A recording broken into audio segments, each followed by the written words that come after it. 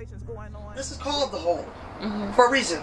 There's one way in and one way out. It's like skipping in a hole. So if you're not, anytime you cross shape, you're in a hole. Oh yeah, real hole riders, and I'm a hole rider because I'm on the rim. I know where the hole begins because when I first moved here to Detroit, I-75 wasn't there.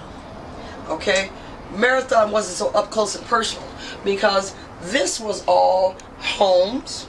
There were trees, or what I like to call, we used to call Pappy Hill in the forest, because right down, like in this area down the alley, you could see where I-75 is. That's what we call Pappy Hill, and in that area was just a jungle of snakes and whatnot and what have you.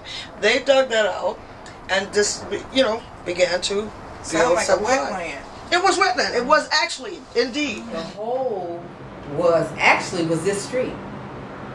They called this the hole because this was as far as you could go, and you couldn't go any further. So this was like the dead end. So they called it the hole. So you know how to reach the bottom of the hole, you know, and that's why they call it the hole. And then not only that, but the smells in the neighborhood. So. Starting in 2007, with the dramatic rise in gas prices, residents of the hole soon got wind of an environmentally hazardous situation unlike any they had ever experienced before. That was when the dramatic rise in oil revenues by oil companies made it possible for Marathon Oil to move forward on their plans to build a new expansion project in the form of a new multi-billion-dollar tar sands oil refinery just north of I-75 and the adjacent to the salt mines. I got some pictures that all of these, you see this tar sands mining? Not only, Detroit is not the only community that's targeted as we are. Other communities like Native communities, Latino communities, poor white communities like in Appalachia, they also are targeted for this kind of work. This is a type of removal called tar sand mining. This is how they get oil out of the earth. And this is near people's homes. This used to be the top of a mountain. It used to have trees on it. It used to have homes. People used to live there. No, that's in Alberta, Canada. There's an oil boom going on right now, not in Saudi Arabia or Kuwait or any of those places, but 600 miles north of Montana, in Canada, Alberta, in a town called Fort McMurray, where this time of year, the temperature sometimes zooms up to 0. The oilmen up there aren't digging holes in the sand and hoping for a spout. They're digging up dirt which is saturated with oil. They're called oil sands, and if you've never heard of them, you're in for a big surprise because the reserves are so vast in the province of Alberta that they'll help solve America's energy needs for the next century.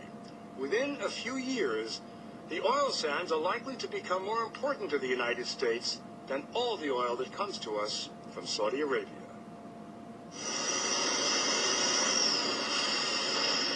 24 hours a day, 365 days a year, vehicles which look like prehistoric beasts move across an Arctic wasteland extracting the oil sands.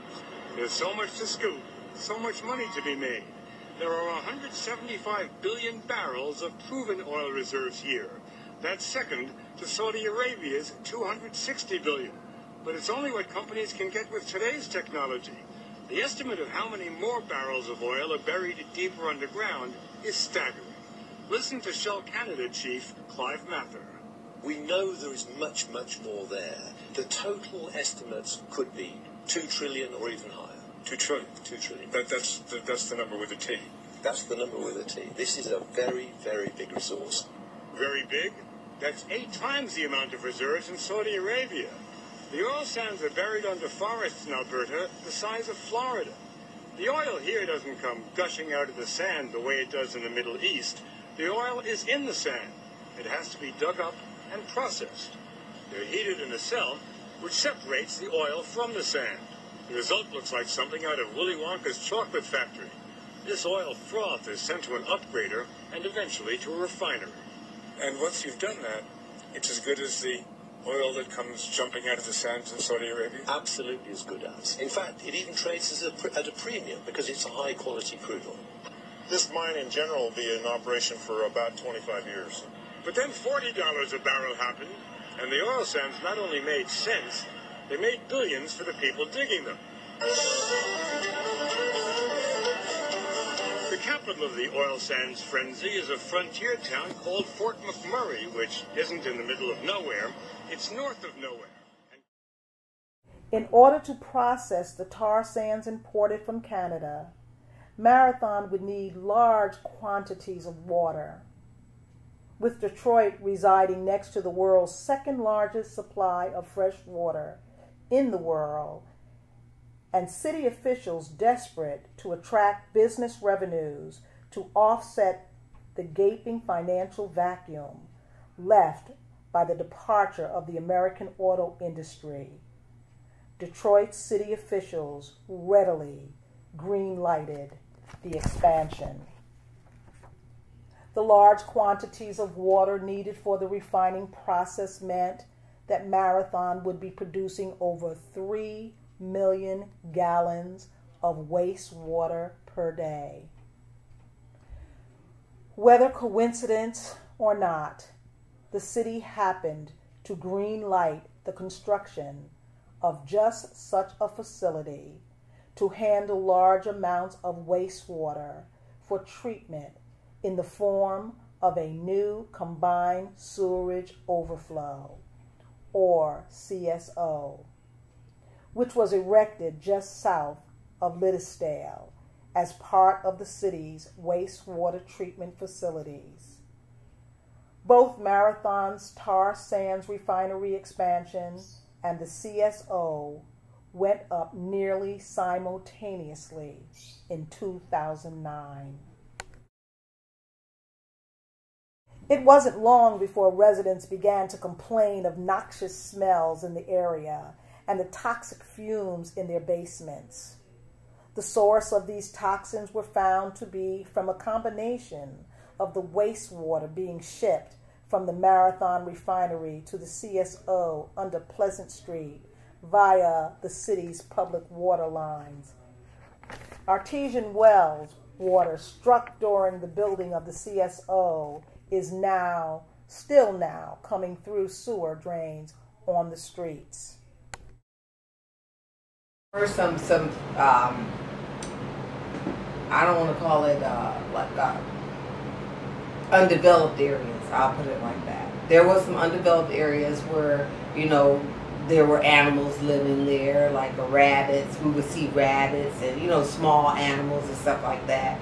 And then as they begin to develop these areas, then the animals started coming into the city because you don't move them out of their space.